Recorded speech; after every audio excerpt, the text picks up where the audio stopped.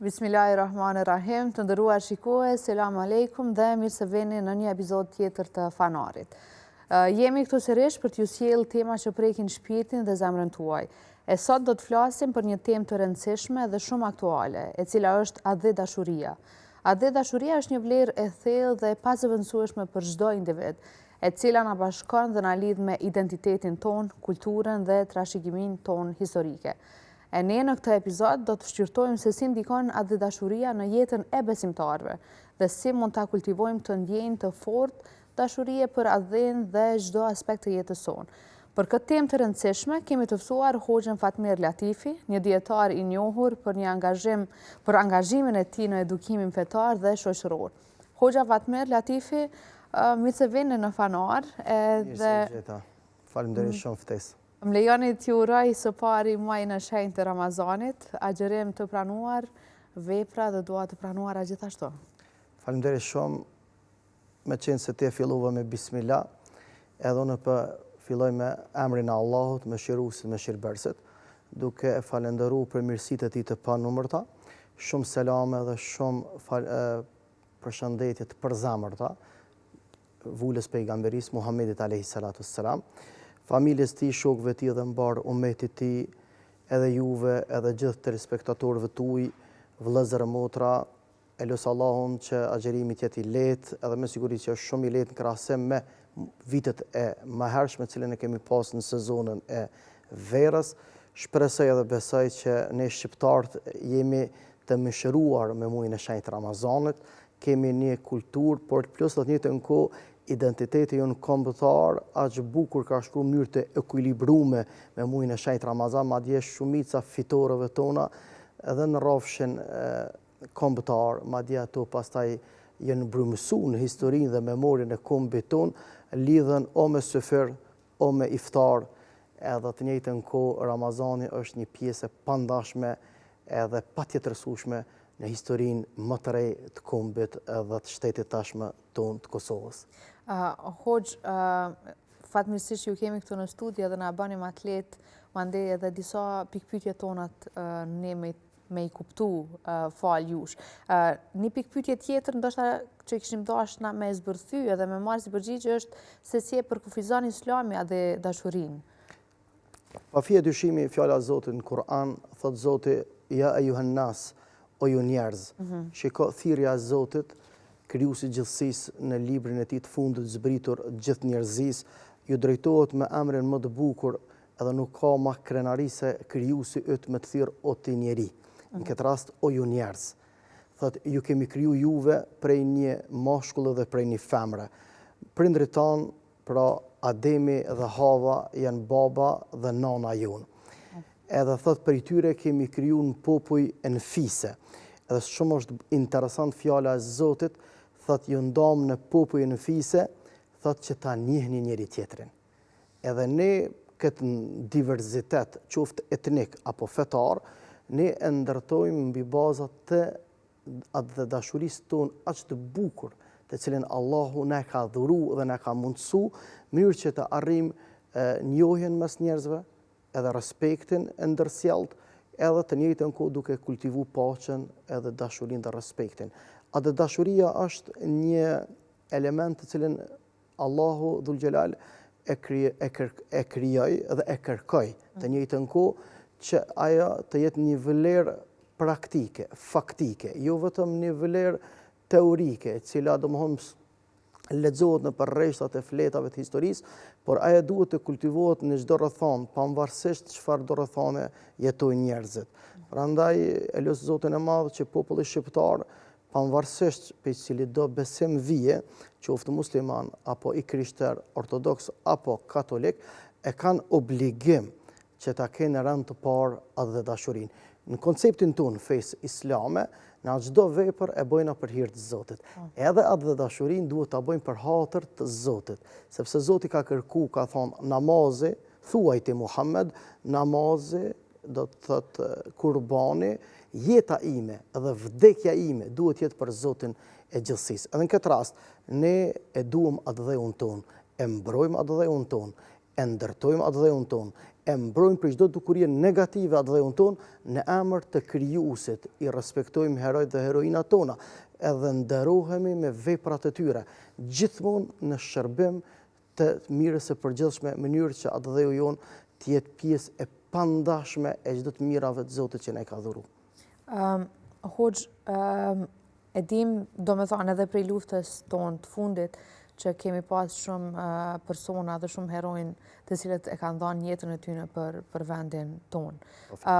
Po tash për shembull, ndoshta ka edhe persona të cilët nuk kanë qenë besimtar, nuk kanë qenë praktikues, ndoshta më mirë me thonë, të namazit. Ku e kanë vendin ata persona? Allahu thot me Kur'an, ata të cilët vritën edhe duke mbrojt atë dheun, duke ngrit fjalën e Zotit, unë thash ne e mbrojtëm atë dheun, e kultivojmë paqen në atë dhe, e ruajmë atë dheun, të gjithë këtë e bëjmë për hir të Zotit. E çdo vepër që bëhet për hir të Zotit, pavarësisht prej cilit digaster të jetës ti qëllon. Edhe Zotit ka sprovu të jesh në atë pikë, ti ke obligim me mbrojt. Edhe në ky program shkon në shërbim të atë dheut. Edhe gjithë kjo infrastrukturë bukur që ne përjetojmë çdo ditë shkon në shërbim të atë dheut. Nuk harroj të kthehemi në përgjigje, në pyetjen e përgjigjes juaj, pa fije dyshimi, ata të cilët u vritën, madje u torturuan, madje kaluan situata tepër emergjente, ata janë shahid e luftës të Kosovës. Ata janë dëshmorë të lumit Zot. Nuk ka pasuri më e bukur në jetën e kësaj bote se jetën time e përmbyll në shërbim të atë dheut tonë. Në rast lufte, që është rast emergjent, lutë Zotin edhe për mediumit juaj, kurrëherë mos ta përjetojmë, as bit, as bija tona, madje kurrëherë ky vend mos përjeton konfliktet kësaj natyre, por gjithmonë të kultivohet paqja, dashuria, respekti, afërsia, komunikimi ndërfetar, sepse këtu neve na mundsojnë të ecim përpara edhe na mbrojnë çdo të mundur të kemi punë më të mira të mundshme në jetën e kësaj bote edhe në ahiret. Xheneti është në dorën e Allahut. Edhe ne jemi idhtartë që njerëzit ta dëshirojnë edhe ta kërkojnë xhenetin prej Allahut. Xheneti është në dorën e Allahut, nuk është në dorën e njeriut. Andaj, pavarësisht kudo që ti jesh, në çfarëdo situate që ti jesh, ti ki punë mes teje dhe Allahut. Allahu e kërkon prej robit vetë përkushtimin, jo perfeksionin. Armiku jon, i cili është i përbashkët, është iblisi i mallkuar, ai cyt në emër të perfeksionit, mënyrë që të bllokon ty mes teje dhe krijuesit gjithësisë. Se ke nis me vakt, ke bë mëkate shumë, leket punë, për ty xheneti është i largët, ti nuk je i xhenetit, Allahu të kundërtën e thot. Allahu e kërkon prej teje përkushtimin. Si ta shë Allahu përkushtimin prej teje, edhe shë Allahu gajlen tënde, pa fije dyshimi, xheneti është dhurata më e çmuar e Zotit për robën e tij. Hoxh, a ekziston ndonjë bazë në Kur'an apo ndonjë hadith ku flet për dashurinë ndaj atë dheut? E gjithë fjala e Zotit, e gjithë veprimtaria profetëve, aq bukur me vepra na kanë fol ata njerëz të bekuar, saqë i kanë fol njerëzimit që njerëzit ta dojnë atë dheun e tyre. Kudo që të jesh, në çdo formë, në çdo veprimtari, ti jep shërbim atë dheut tën me paqe, me dashuri, me respekt. Prandaj shikoti Muhamedi jon alayhi salatu wassalam, i cili është shëmbëltyra e njerëzisë, e veçanti e komunitetit tonë musliman, Muhamedi alayhi salatu wassalam 13 vite ka ushtruar davetin e tij në disa rrethona të jashtëzakonshme.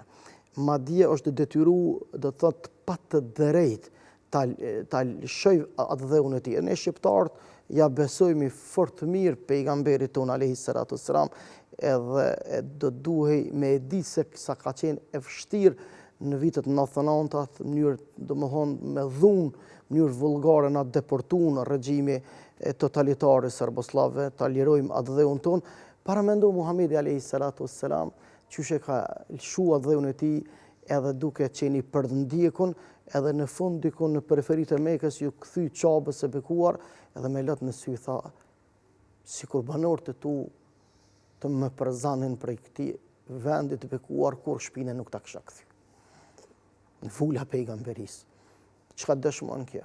Kjo Kjo do shkëmon për një dashuri të madhe që e pat për atë dheun, për vatanën e tij.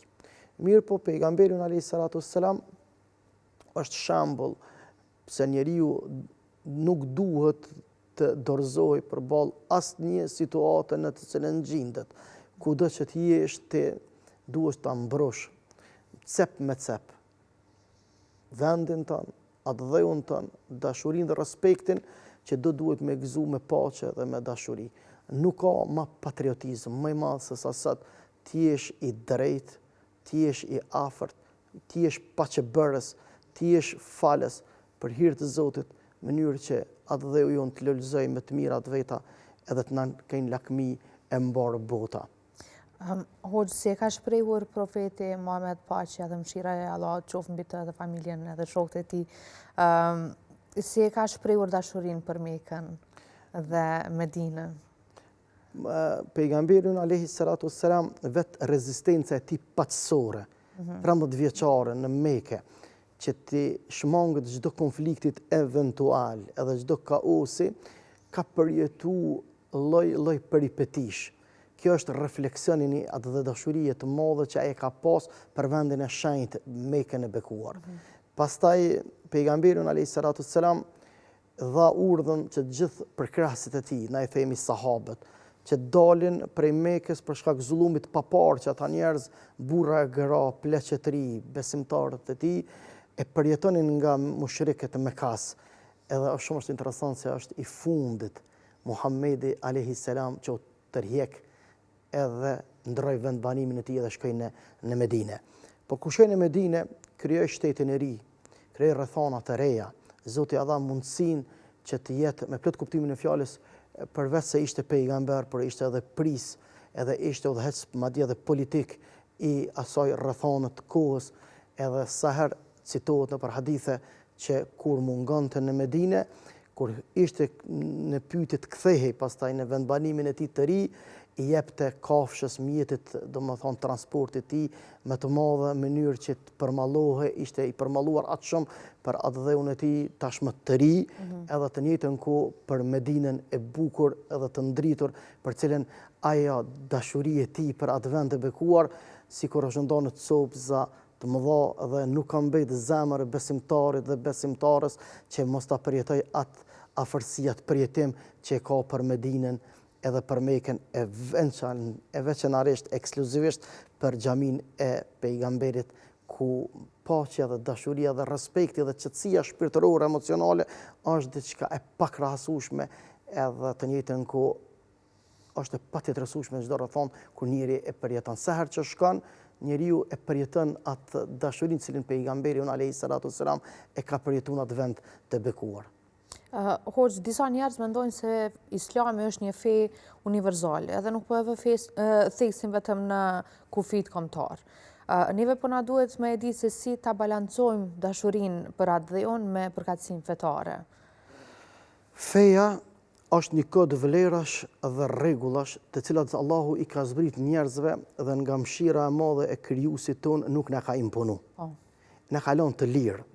Për këtë arsye, thot Zoti me Kur'an, nuk ka dhunë në fe. Edhe secili do duhej me kry këtë obligim për hir të respektit, dashurisë, edhe të njëjtën kohë afërsisë që e ndjen me krijuesin e gjithësisë. Shpeshherë tentojnë njerëzit madje dhe gënjeshtrat e tyre të argumentojnë me gjëra të paqena. Mirë po, nuk ka mundësi në asnjë rrethon, rezultati dhe epilogi atij argumentimi në thojza të së kotës me gënjeshtra përveç se të jenë fjalë të bushe. Prandaj në asnjë rrethon nuk bien ndesh dashuria për atë dheun, respektin për adetet tona me kërkesën e Islamit dhe ibadetit që na ja bëjmë Allahut.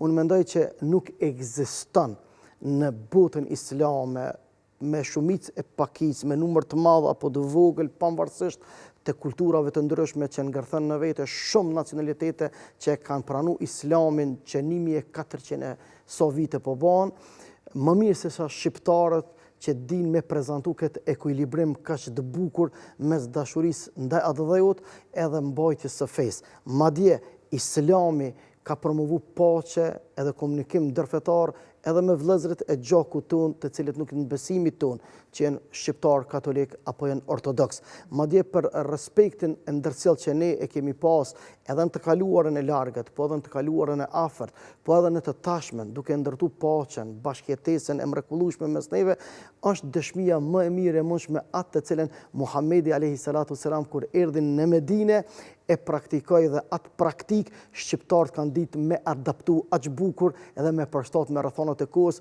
ças unë mendoj, edhe ky është mendimi jam personal edhe jam i bindun se nuk ka mundësi dikush ta rezistoj këtë mendim timin që jemi prijatar në këtë drejtim për t'i ofruar edhe popujve të tjerë se si dashuria për Islamin ka reflektu të njëjtën kohë respekt edhe të njëjtën kohë sakrificë për vlerat tona kombëtare, jo më kaq, por edhe të njëjtën kohë kur ka qenë pyetje atë dheu jonë, të gjithë jemi rreshtu në një vijë për ta mbrojt shqiptarin edhe për t'ju dhënë madje edhe me plot kuptimin e fjalës shembull të bukur edhe leksione popujve të tjerë se si duhet të ruhet dashuria edhe për atë dheun, por atë njëjtën kohë të kultivohet feja, secili feja është çështje personale, besimi është çështje personale, edhe ai i cili mundohet runa zot të futë kundërthënie, përçarje në emën të shqiptarisë duke ma luftu mu Islamin,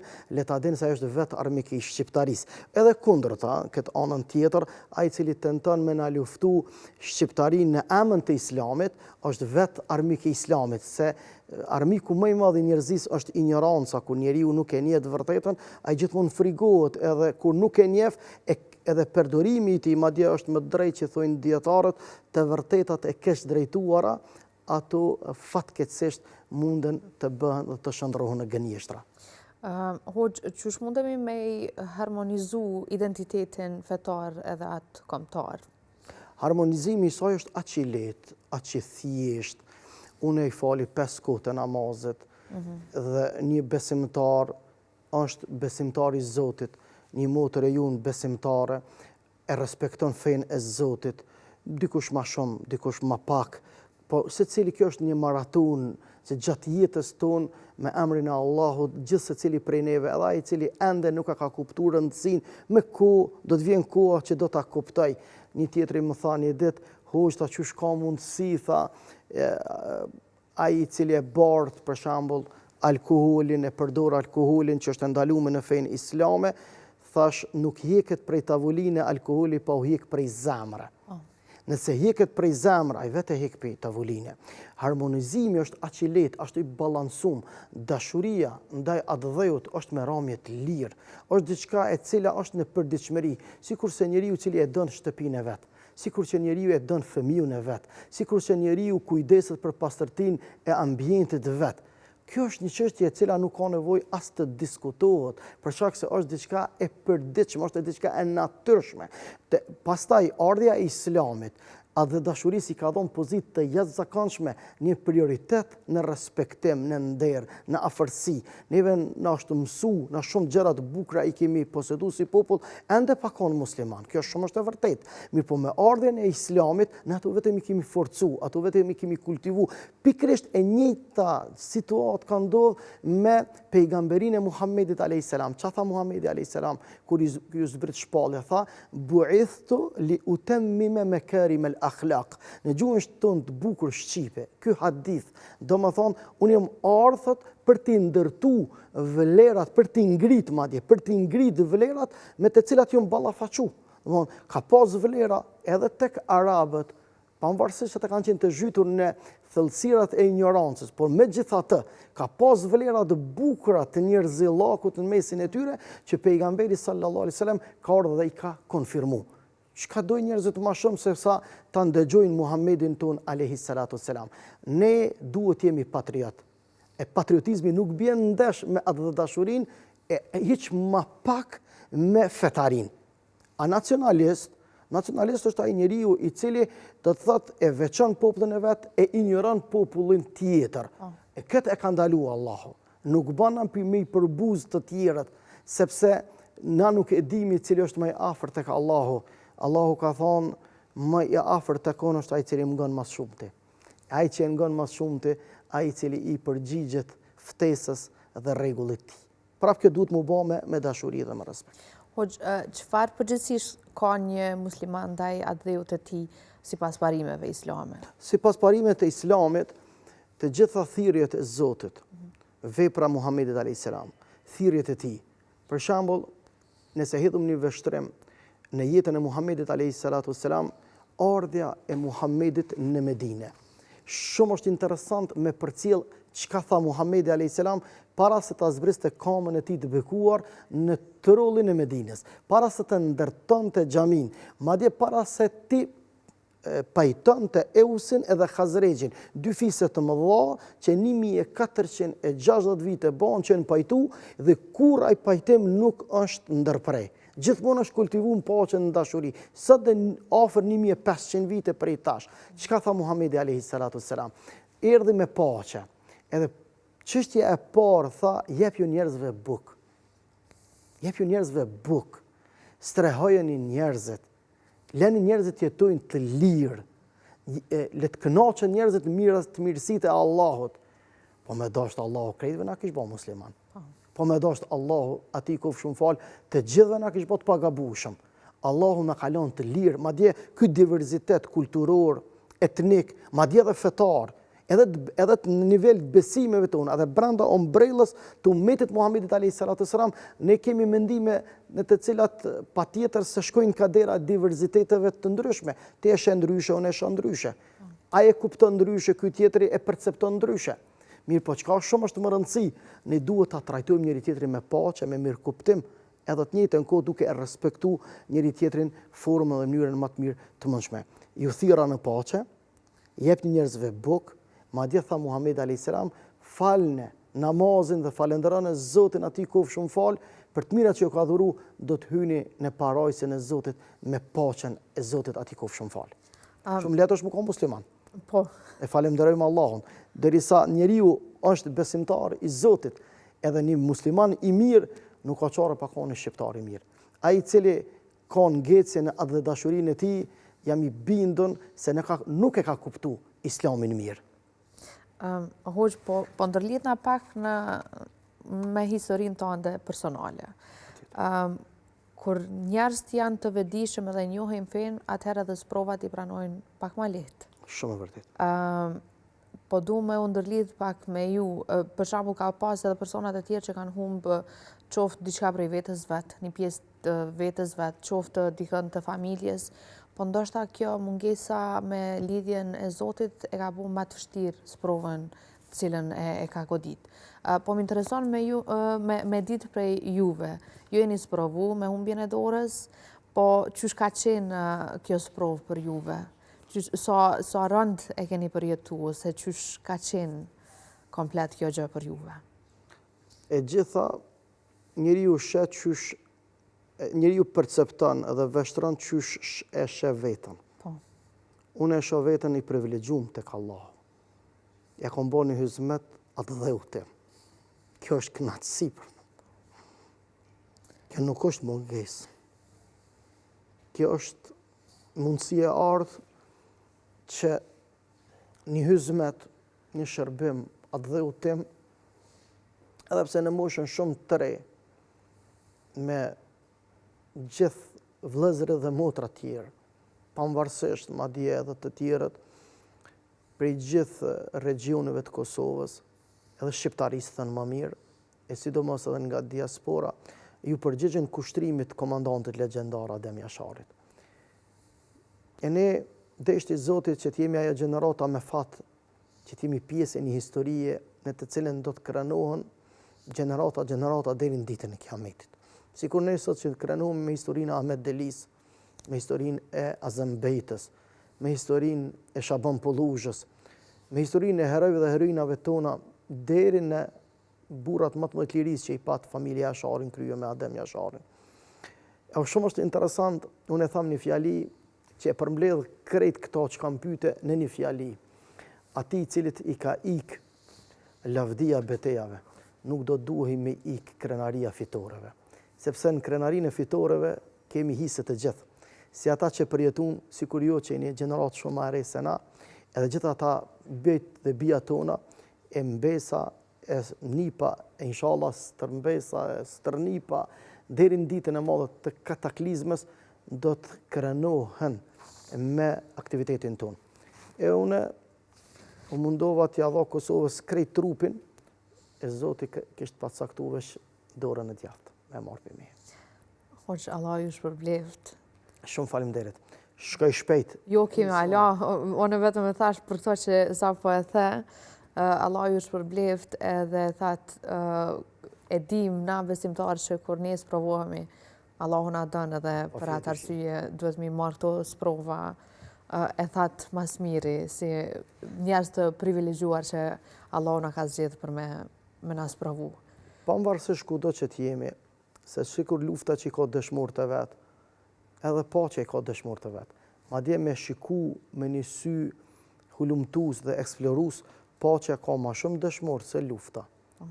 Shumë është interesant. Për këtë arsye, çdo sprovë që njeriu, domethënë, ballafaqohet, është kënaqësi, sepse duhet ta përjetojsh me sabër, me gajret, e pastaj ajo duhet më shërby si një pushimore para një suksesi të madh. Ke pushu pak, ke bë disa analiza për të kaluarën tënde, ke mbledh disa forca dhe ju ke ços prapë të ardhmës tonë me konstruktivitet dhe ke arrit një sukses të madh. Pa u pas pushunat pushimorën, nuk ishe mujt me arrit atë sukses. Kjo është kënaqësi e madhe. Hoqë, po kthejmë fakt prapë të atë dashuria dhe sfidat e sotme. Po, patjetër. E dim që duhesh me prek diçka për me ja ditë vlerën. Po flasim tash për gjeneratat e reja, qysh mundet me urujt edhe me u forcu atë dashuria mes trimve tash në kohën moderne? Ko për ta shumicën është ndoshta pak e din që ka ndodhur një luftë në Kosovë, por nuk është edhe ndoshta janë prek shpirtnisht me to. Shumë e vërtet. Tash jemi një sfidë të re. Jemi një kohë të digitalizimit, jemi një kohë të globalizmit. Sa i ka të mirat e veta, i ka dhe ngecjet e veta. Sa i ka përparësit e veta, i ka edhe ato gjëra tjera, cilat nuk shkojnë në një vijë me thirrjet tona fetare dhe me qëndrimet tona kombëtare. Pa fije dyshimi. Ne duhet jemi shumë të kujdesshëm. Ne duhet t'i edukojmë edhe të qëndrojmë pranë fëmijëve tanë, sepse po nëse nuk qëndrojmë pranë tyne, dikush do të qëndroj pranë tyne. Edhe me siguri se pastaj nuk do të më na ngel neve hatri, pse ata nuk po na ndëgjojnë, sepse tjetër kush ka harxhu kohë pas tyne.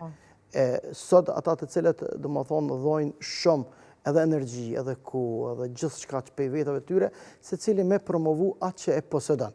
E ne e kena mundësinë shumë të artë, përveç se edukimi jonë duhet më konë shumë i kujdesshëm, edhe të njëjtën kohë në implementim, në realizim asaj që ka Zoti neve na ka posedu, na duhet të jemi shumë të kujdesshëm në mënyrë që fëmijët e tanë ti njoftojmë për historinë e burrave edhe të grave burnore, sepse burrnia si vërtet nuk lidhet me gjeni, ajo është edhe te gratë, edhe te burrat që duhet me pas parasysh trit e treja tona, se s'kan çka me lakmu në për VIP e botës, diçka që nuk e kanë pas të parët e tyne, qofshin burra apo gra.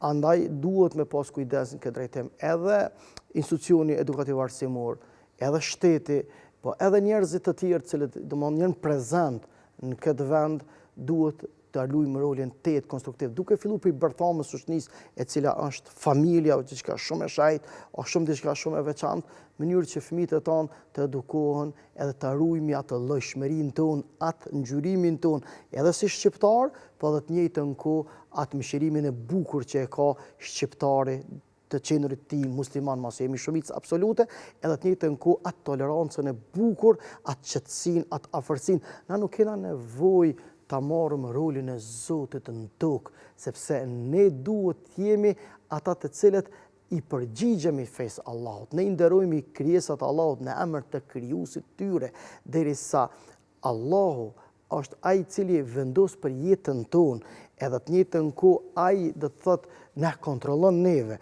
edhe ne të njëjtën kohë jemi të respektueshmit e Allahut në tokë, ne duhet t'i falenderojmë Zotit për mirësitë që ne ka dhuruar, e në asnjë rrethon t'i përbuzëm të tjerë, sepse po i përbuzëm e humbëm atë të cilën na dhuroi Zoti aty ku shumë fal. Hoqë, çfarë ndikimi ka emigrimi dhe globalizimi në ndjenjen e dashurisë për atë dhe jonë?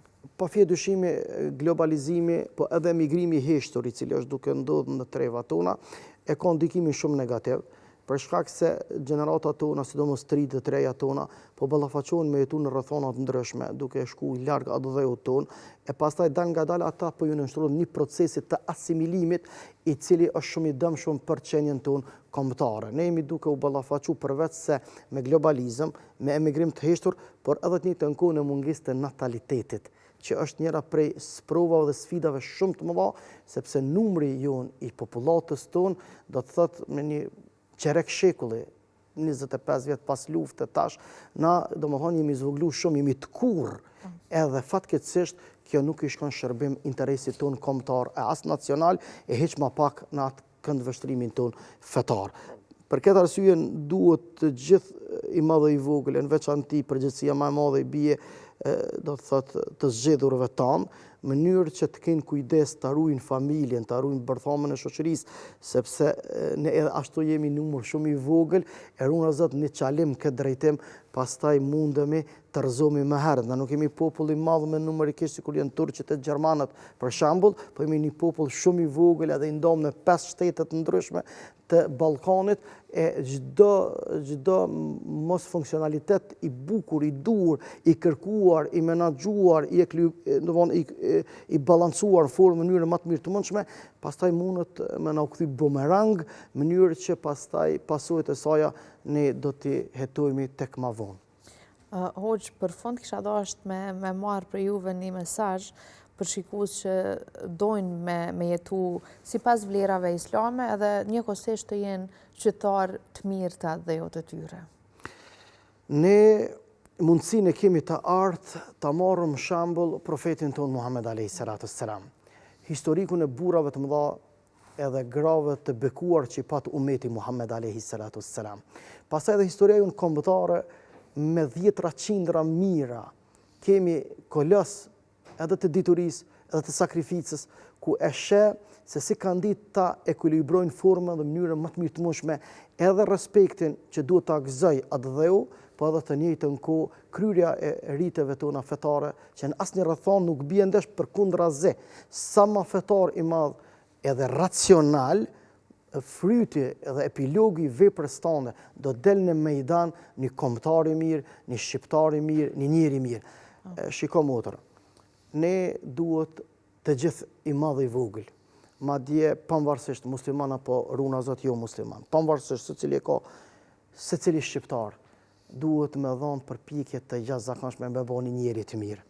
Si ta bojnë një njeri të mirë, i ka hije pastaj edhe më ka musliman i mirë, edhe shqiptar i mirë, edhe atë dhe dashur i mirë, edhe mund të kom punëtor i mirë, edhe mund të kom politikan i mirë, edhe shkrimtar i mirë. Pra ta fokusi jonë të njerëzia, se këtu ka qenë suksesi, qelsi i suksesit davetit, jo veç të Muhamedi a.s. po edhe tek paraardhësit e tij, vëllezërit e besimit tij të quajmë, ata profetët e bekuar që ne i dojmë dhe i admirojmë, ku ka ekzistuar, ku është gjetë ai sekreti i urtësisë që kanë arritë suksesa ata njerëz, se ata fokusin e kanë pas të njerëzillëku i tyre. Për këtë arsye i ka rënë jeshëm pastaj. Edhe të njëjtën kohë për mrekulli kanë funksionu ti jesh edhe besimtar i mirë. Vallahi si e njeri mirë. Vallahi s'bën hajër, as namazi, e as agjerimi, e as sadaka, e as gjë tjetër. A kur ti jesh njeri mirë, pasha Allahin, edhe me katar, vallahi Zoti as ta leton, e të ndihmon, e të përkra, e të mbështet, për shkak se mëshira, rahmeti, toleranca, afërsia, paqja, dashuria, respekti, ne duhet jemi njerëz të cilët i përngjajmi, unë shpesh e përdor një fjali, tham ti përngjajmi Jusufit a.s. e ju vëllezërve të Jusufit. A dim se?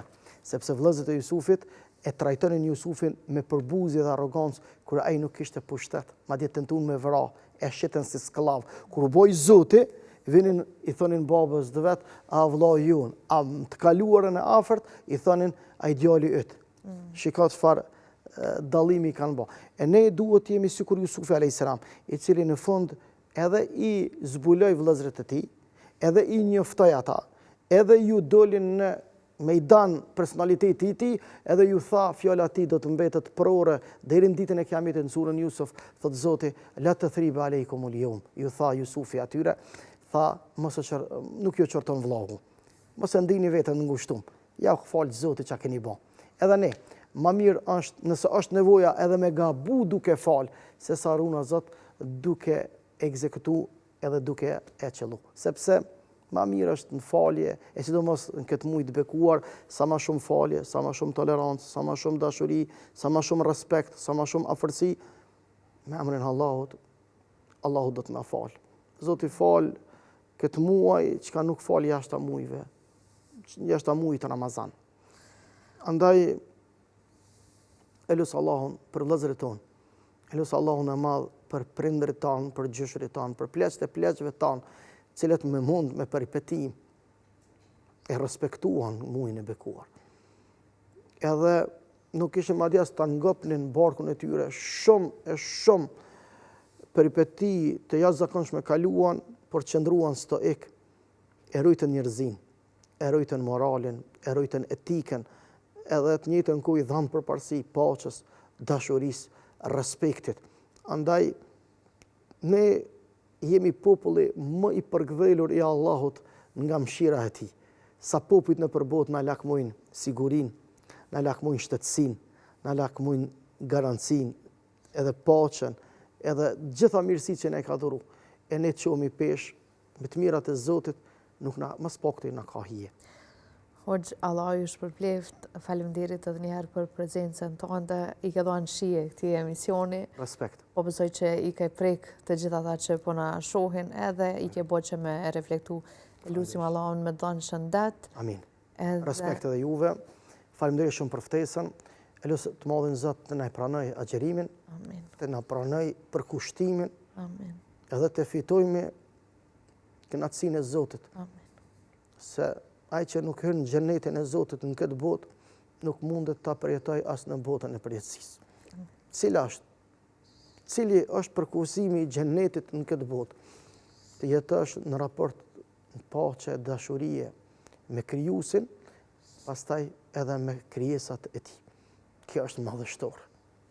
Hoxh, faleminderit edhe njëherë. Faleminderit shumë për ju. Shikues të dashur, neve na mbetet vetëm të shohim se çfarë ka përgatitur profesori ynë i dashur Samir Ahmeti për sot për ne.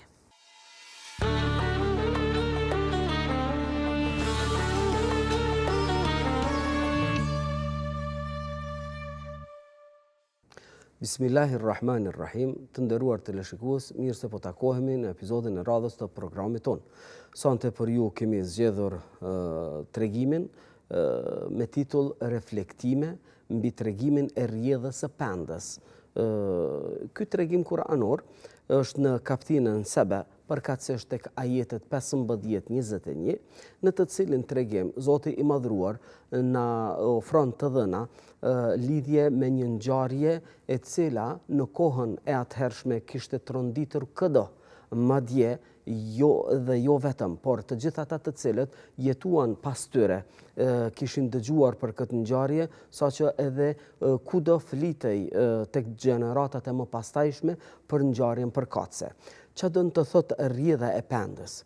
Kjo ngjarje më së pari du të dim se ka ndodhur në Yemenin e lashtë, ku ky vend jo rastësisht edhe ka marrë emrin El Yemen, që në kuptimin në gjuhën shqipe e përkthejmë vend i djathtë, i begatshëm, i bereqetshëm, për shkak të mirave të jashtëzakonshme të cilat Zoti i Madhëruar u kishte ofruar popullatave të periudhave të atëhershme.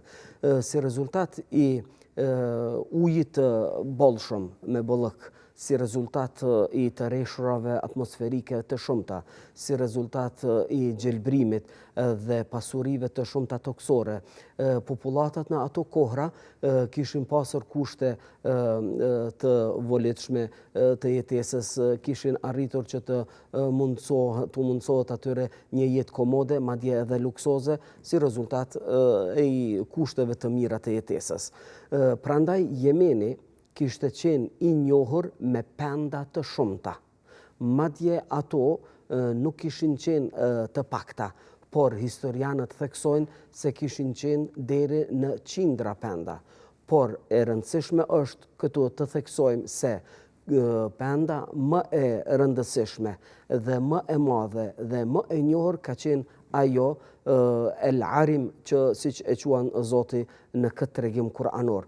Të cilën pend Zoti i Madhruar ua kishte mundësuar atyre që ta shfrytëzojnë gjatë të gjitha periudhave kohore, përkatësisht të gjitha stinëve të vitit, që të mundësohet atyre të mbjellin çfarëdo që ata dëshirojnë dhe të kenin bereqet të bollshëm, begati të shumta me bëllëk sikur asnjëherë më parë.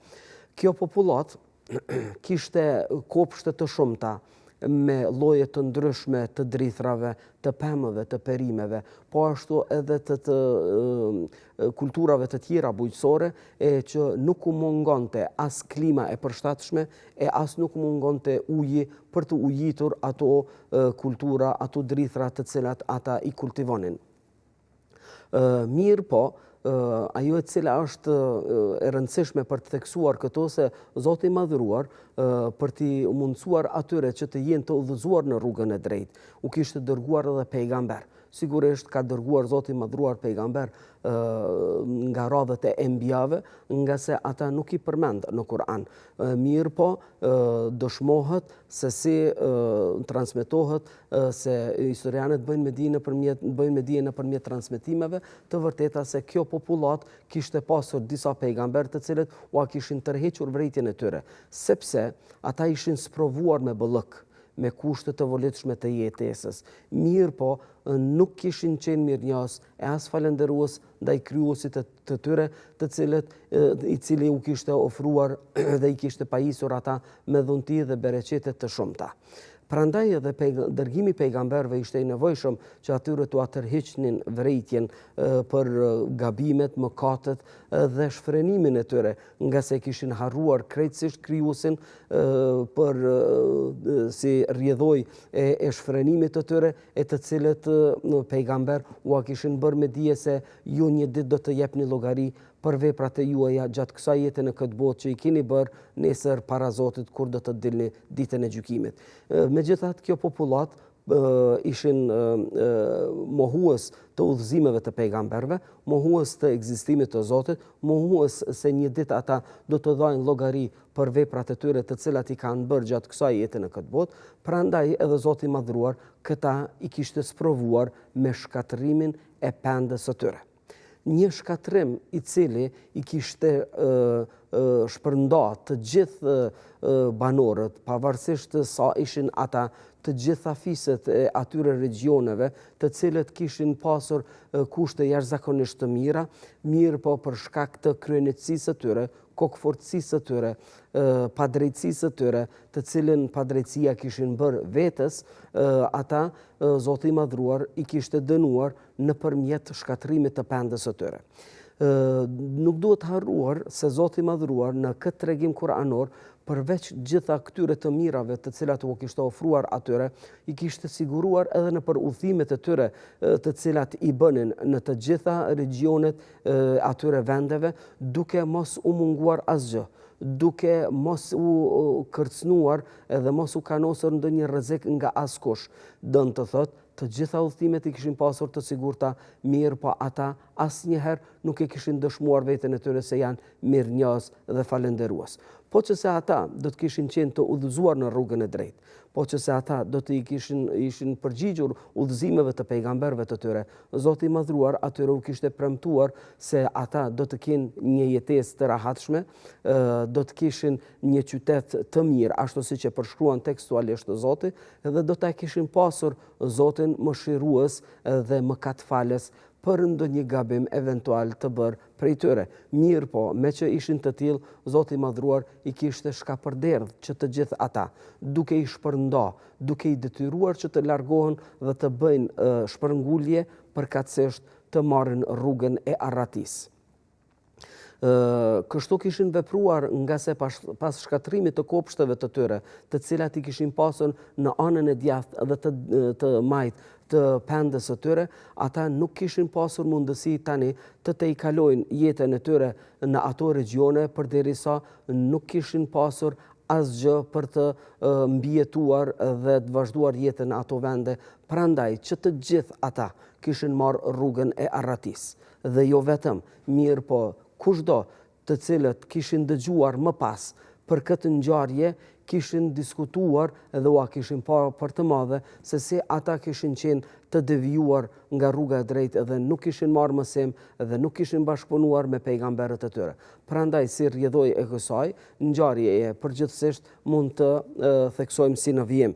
Paralajmërimi dhe vërejtja për ata që kanë kundërshtuar fenë e Allahut Dhul Xhelal, sikur që këta kishin kundërshtuar fenë e Zotit të Madhruar nëpërmjet mos bashkëpunimit me pejgamberët e tyre, përkatësisht me përgënjeshtrimin që ua kishin bërë atyre. Ata nuk ishin falendërues dhe mirënjohës ndaj dhuntive të Zotit, e që nënkupton se gjithherë muslimani duhet të jetë mirënjohës dhe falendërues ndaj dhuntive të Zotit, po ashtu Zoti i Madhruar bën me dije se kushdo që kundërshton udhëzimet e Allahut Dhul Xhelal, ata do të dështojnë në këtë dhe në botën tjetër. Të nderuar teleshikues, kaq kishim për sonte, deri në takimin e radhës, mirëmbëjtje.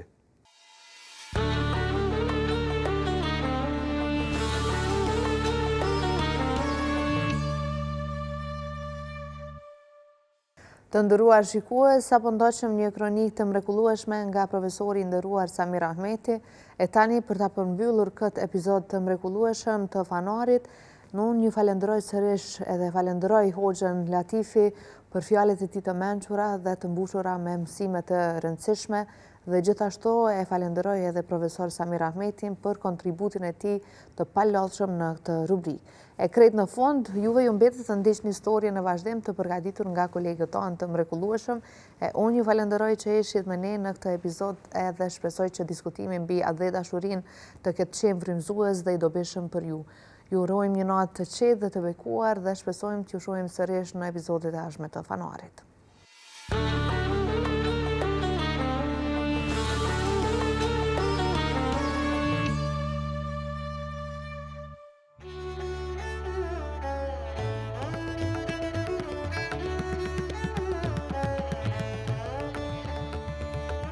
Në zemër të qytetit, në oborrin e xhamisë ku tradita dhe moderniteti takohen, një kafene ka hapur dyert e saj, duke sjellë një frymë të re për banorët dhe vizitorët që kërkojnë një çast paqe dhe relaksi. Ideja ka qenë që me konë të parët me këtë veprimtari, jo që të tjerat xhamia nuk e kanë. Kjo ka qenë ideja jonë. A është biznes familjar? Kjo është biznes familjar. Sigurisht është ndjenë e veçantë, kurse bën familjen mundi mirë në biznes familjar. Klientela në vazhdimësive së rritët, është në rritje. Punojmë vetëm prej iftarit deri në mesnatë, do punojmë vetëm me rezervime. Mirëpritja është shumë e mirë, bagi ka të interesum, kështu që gjithçka është e mirëpritur nga të gjitha grup moshat. Në rregull, a ka qenë e vështirë me përcaktuar një menu? Po secila pjesë ka të vështirësitë veta, është menyt, puna, orari, kështu që janë këtë. Kjo kafene nuk është thjesht një vend për të pirë kafe. Është një hapësirë ku mund të gjeni qetësi dhe frymëzim. Obori i xhamisë është një vend i shenjtë dhe i respektuar. Prandaj kjo hapësirë ka qëllim që të krijojë mundësinë që njerëzit të ndihen të relaksuar dhe të lidhur me njëri tjetrin.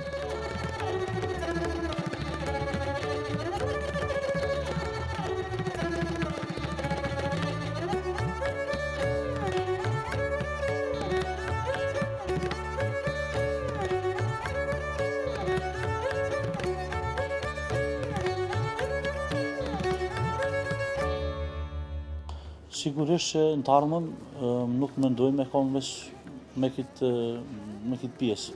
Mendojmë u zhvillu, hala tutje. Këto janë që një vit e gjysë janë veç hapat e parë në biznesit. Biznesi është në trend rritjes.